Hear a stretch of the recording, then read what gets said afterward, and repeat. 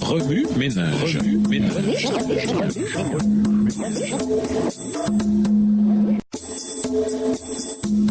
Remue ménage.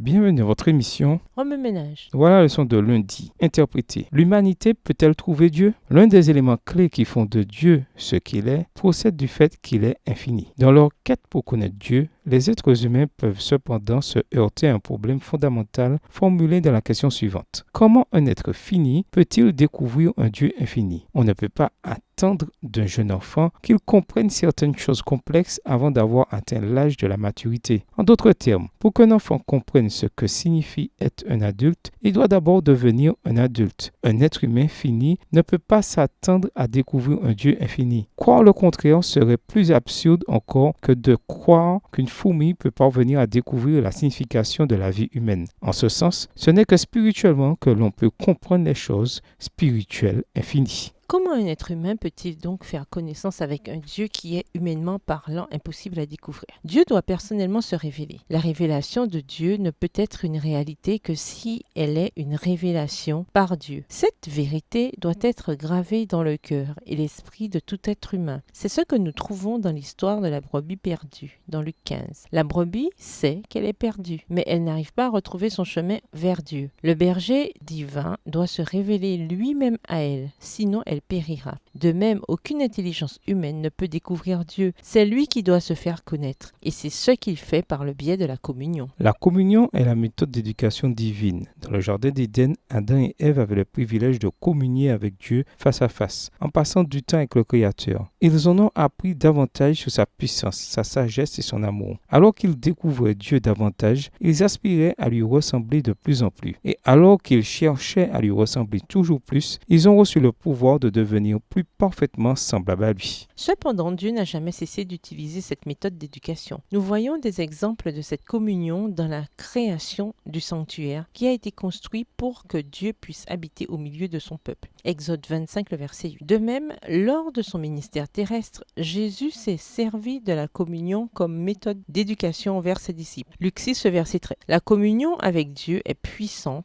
en ce qu'on peut en faire l'expérience partout et à travers tout, à l'exception du fléau du péché. Notre connaissance de Dieu ne se limite pas à une salle de classe avec un théologien ou un enseignant. Même les Écritures, bien qu'elles soient la révélation ultime du Christ, n'en sont pas la seule. Moment après moment, heure après heure, Dieu se révèle à l'individu qui le cherche de tout son cœur. Jérémie 29, verset 13. L'effet d'une telle communion sur le corps, l'âme et l'esprit surpasse toute estimation humaine, car l'esprit fini est miraculeusement capable de recevoir les choses de l'être infini. Remue-ménage. Après avoir regardé votre texte écrit et annoté, quels éclairages particuliers vos notes semblent-elles indiquer dans l'ensemble? Quelles questions émergent après l'étude de ce passage? Quelle partie du passage trouvez-vous difficile? Quels autres principes et conclusions découvrez-vous? Comment avez-vous fait l'expérience de la communion éducative avec Dieu? Comment pouvez-vous faire l'expérience d'une communion plus profonde avec lui? Au revoir. Et à demain si Dieu veut.